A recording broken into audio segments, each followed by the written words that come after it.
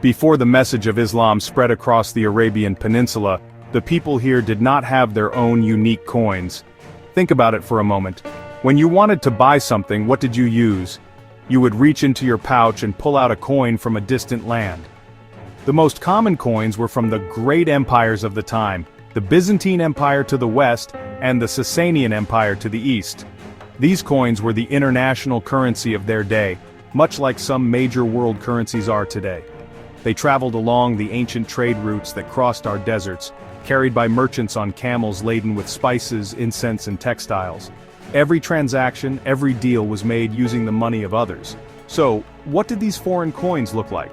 The Byzantine coins, often made of gold or copper, carried the image of their emperor on one side.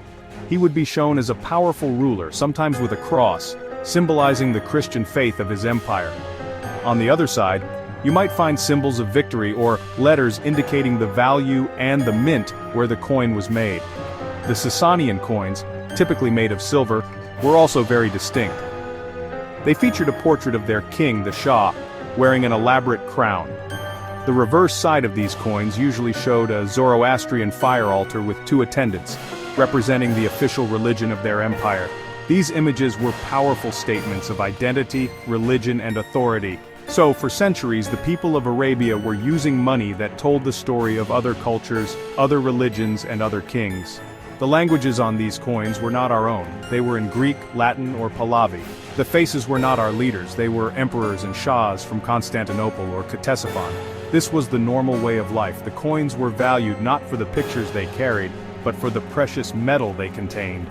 Their weight in gold or silver was their true worth. This reliance on foreign currency was a simple fact of economic life in the region before a great change was about to unfold.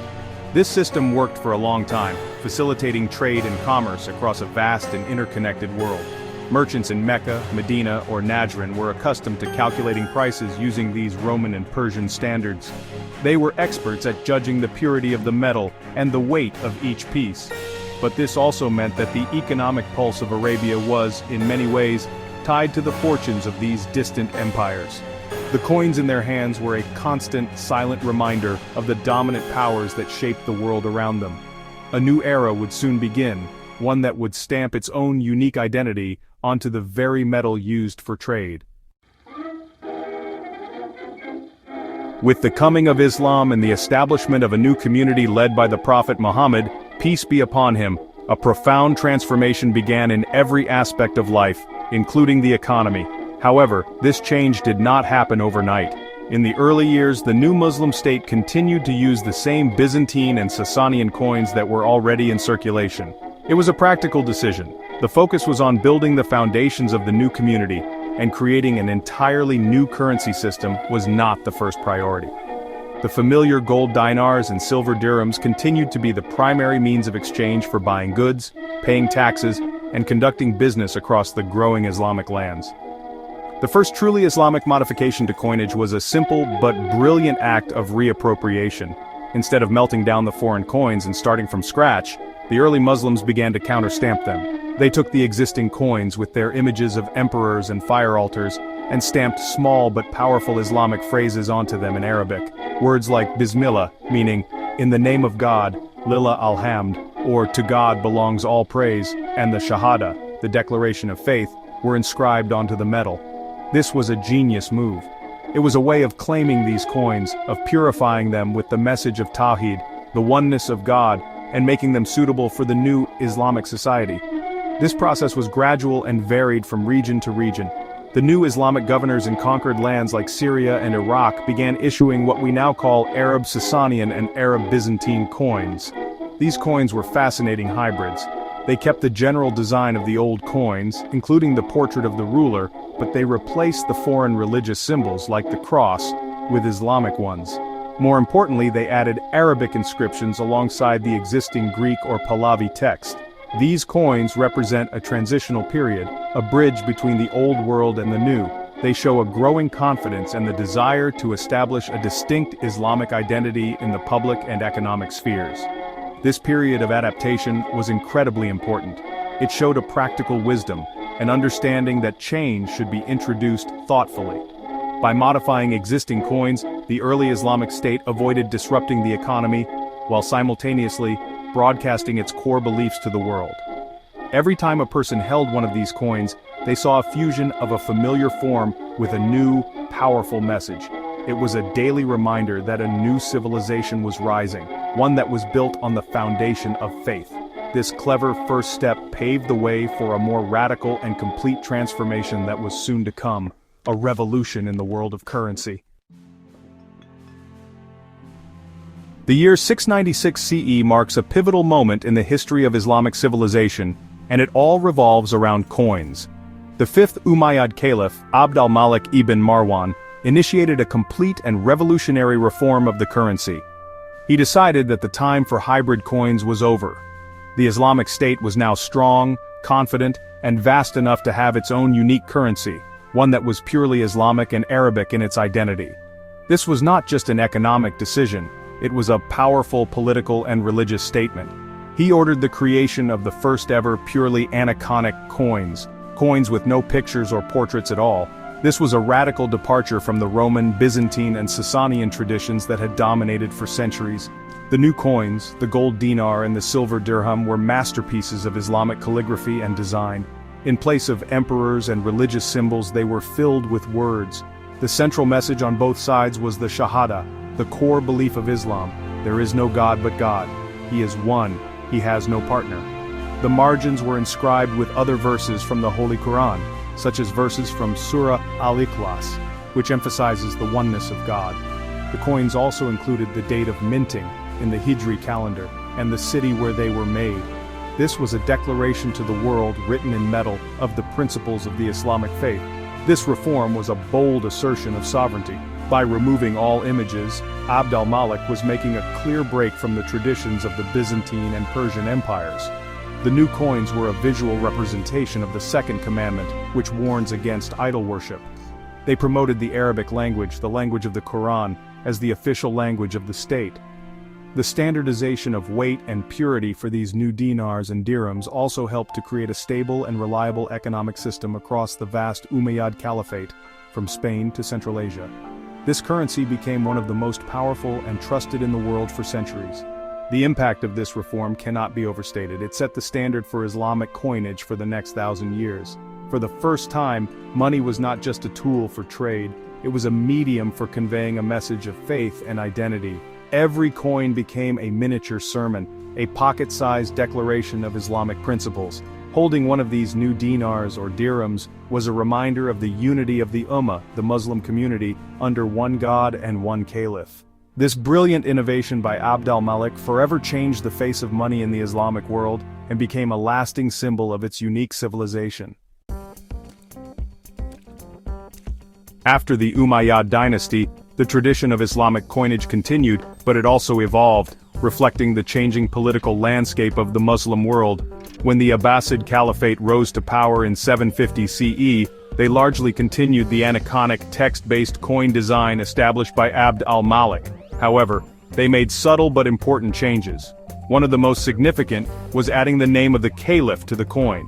This was a powerful way to assert their authority and legitimacy. Later, as the central power of the Abbasid caliphs in Baghdad weakened, local governors and rulers of new dynasties began adding their own names to the coins, sometimes alongside the caliph's name, signaling their growing independence. As the Islamic world fragmented into different states and empires, coins became a sort of historical map, telling the story of who held power where. For example, the Fatimid dynasty, which ruled from Egypt, issued beautiful gold dinars that promoted their own Ismaili Shia beliefs, using different Quranic verses and concentric circles in their design.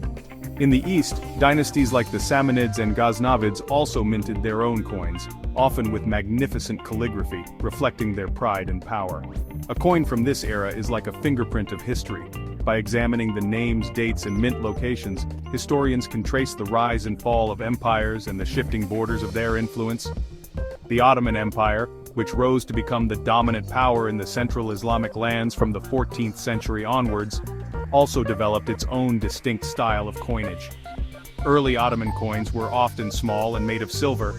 As the empire grew in wealth and power, its currency became more sophisticated. A key feature of Ottoman coins was the tugra, an intricate calligraphic monogram that served as the signature of the ruling sultan. This beautiful and complex symbol became the hallmark of Ottoman authority. The coins also included the sultan's name, his titles, and the date of his accession to the throne, making each coin a clear statement of the ruler's reign. Here in the Arabian Peninsula, especially in the Hijaz region, which includes the holy cities of Mecca and Medina, coins from these various empires circulated for centuries. During the annual Hajj pilgrimage, pilgrims from all over the Muslim world would bring their local currencies, making Mecca a melting pot of different coins. However, the dominant currency was often that of the empire that controlled the Hijaz. For a long period, this was the Mamluk Sultanate of Egypt and later the Ottoman Empire. Therefore, the coins used in our land for centuries told the story of distant rulers in Cairo or Istanbul, reflecting their control over the holy sites. Long before the modern Kingdom of Saudi Arabia was established in 1932, there were earlier Saudi states in the heart of Arabia, centered in Diriyah, and later on, Riyadh. During the first Saudi state, from 1727 to 1818, and the second Saudi state, from 1824 to 1891, the economy was, well, a lot simpler and more localized. They just didn't have the vast resources or the organized mints of the large empires like the Ottomans. As a result, they really didn't produce a large, standardized official currency. Instead, they continued to rely on the coins that were already circulating in the region, mainly Ottoman currency and the widely accepted Maria Theresa thaler, which was a large silver coin from Austria that people trusted for its consistent silver content. However, there is evidence that the early Saudi rulers did make some attempts to produce their own local coinage. These coins are extremely rare today, and honestly, they are highly prized by collectors and historians. Imam Abdullah bin Saud, the last ruler of the first Saudi state, is believed to have minted some copper coins. Similarly, during the second Saudi state, Imam Faisal bin Turki is known to have struck his own copper coins in Riyadh. These were not sophisticated coins like the imperial dinars or dirhams. They were often crudely made and intended for local use. Their purpose was more symbolic than economic, asserting a degree of local autonomy and identity. These early Saudi coins were very simple in their design. They were purely text-based, following the Islamic tradition of avoiding images. They typically carried the name of the ruler and religious phrases like La ilaha illa Allah, which means, there is no God but God. The mint name, if it was included, would be a local one like Riyadh. Because they were produced in small quantities and under pretty challenging conditions, their quality varied greatly. Finding one of these coins today is like, well, finding a hidden gem of our history. They are a tangible link to our ancestors and their struggle to establish a state based on their principles in Central Arabia. The scarcity of these coins tells us a lot about the nature of these early states. They were focused on survival, consolidation, and upholding their religious ideals, not on building a complex economic infrastructure. Their power was based on faith and allegiance, not on grand imperial mints. The coins they did produce, however modest, were a declaration of their existence and their right to rule in their own land. They were the first small seeds from which the mighty currency system of the modern Kingdom of Saudi Arabia would eventually grow, representing the very first steps toward monetary independence. When King Abdulaziz Al Saud unified the different regions of the peninsula and founded the modern Kingdom of Saudi Arabia, one of his key challenges was to create a unified nation. A very important part of this was creating a single official currency for the entire country. Before this, people in the Hijaz used Ottoman or Hashemite coins, while people in Najd used various foreign coins and local currency. To build a true kingdom, everyone needed to use the same money, the money of the new Saudi state. This was a crucial step in building a national identity and a stable economy for all his people. The first official coins of the kingdom were issued in 1925, even before the formal declaration of the Kingdom of Saudi Arabia. King Abdulaziz, then the Sultan of Najd and King of Hijaz, ordered the minting of new coins. These first coins were made of copper-nickel and came in denominations of a quarter kirsch and a half kirsch. They were simple but powerful. On one side they carried the name of the king, Abdulaziz bin Abd al-Rahman al Saud, and on the other the name of the kingdom Sultan of Najd and King of Hijaz, along with the date in the Hijri calendar and the mint location al-Qura, which is a historic name for Mecca. Soon after, in 1927, the first Saudi silver coin was introduced, the Saudi Riyal. This was a major milestone. The new Riyal was designed to be equal in weight and silver content to the Ottoman silver Mejidiyya, a coin that people were already familiar with and trusted. This was a smart move, as it helped people to accept the new currency easily. The design was beautifully Islamic. It was covered in elegant Arabic calligraphy. One side had the king's name and title inside a decorative circle, and the other side proudly stated, Kingdom of Hijaz and Sultanate of Najd and its dependencies, along with the value, 1 Riyal, and the date.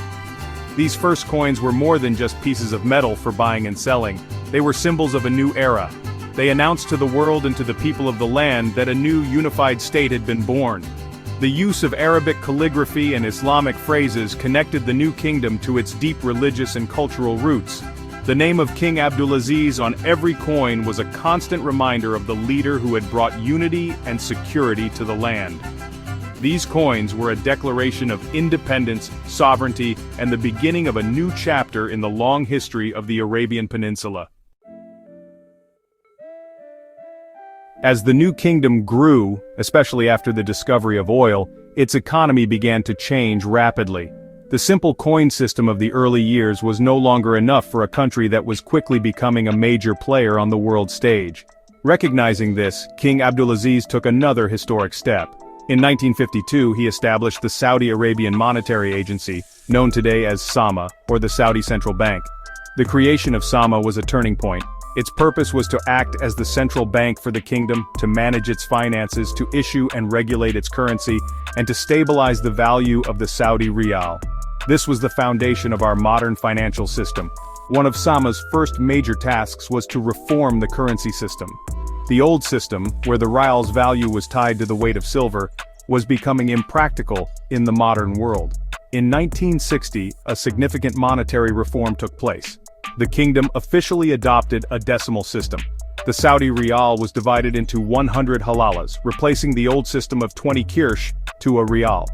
This made calculations much simpler and brought the Saudi currency in line with international standards. Following this reform, SAMA introduced a new series of coins in denominations of 1, 5, 10, 25, and 50 halalas. This was the system that an entire generation of Saudis grew up with.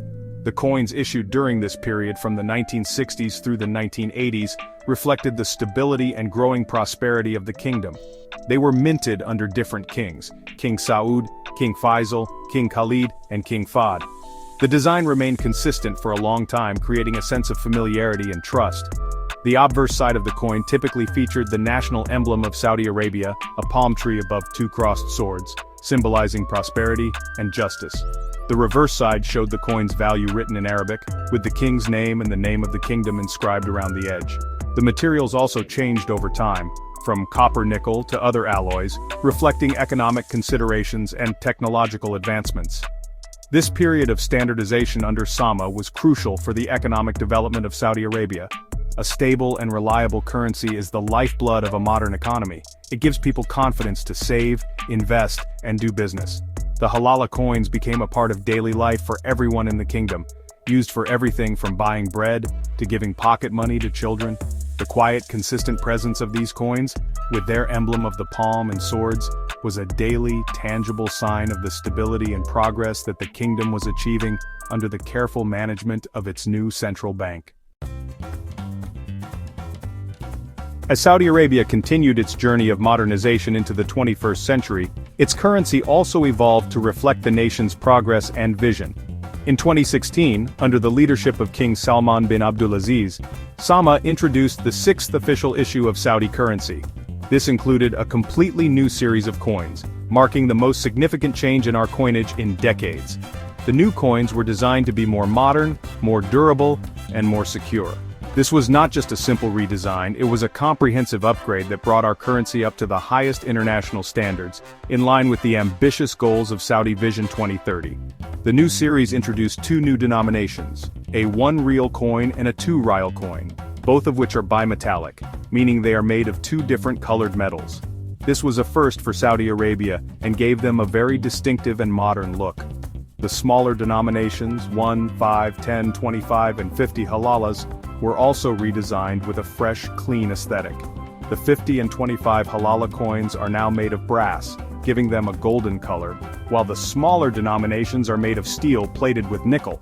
The portrait of the founding father, King Abdulaziz, was featured on the 1 rial coin, while the portrait of the current custodian of the 2 holy mosques, King Salman, was placed on the 2 rial coin. Alongside the regular circulating coins, Sama also has a tradition of issuing special commemorative coins. These coins are not meant for daily shopping. They are created to mark special occasions and celebrate important moments in the nation's history. For example, commemorative coins have been issued to celebrate the centennial of the kingdom's founding, to mark the inauguration of new universities, to honor the annual Hajj pilgrimage, or to celebrate national festivals like the Janadriya. These coins are often made of precious metals like gold or silver and feature beautiful, intricate designs. They are works of art that tell a story, preserving our national memory in metal for future generations to admire. These modernization efforts show that our currency is a living thing, something that grows and changes with the nation. The introduction of new designs and metals makes the coins more user-friendly and harder to counterfeit. The commemorative issues, on the other hand, serve a different purpose. They enrich our culture and provide a tangible way to connect with our heritage and achievements. They are a source of pride, reminding us of the important milestones on our national journey. From the bimetallic rial in your pocket, to the special silver coin celebrating a historic event, our modern coinage reflects a nation that respects its past while confidently building its future. When we look back at the long journey of coins in Saudi Arabia, we see that it is much more than a story about economics. It is the story of our identity.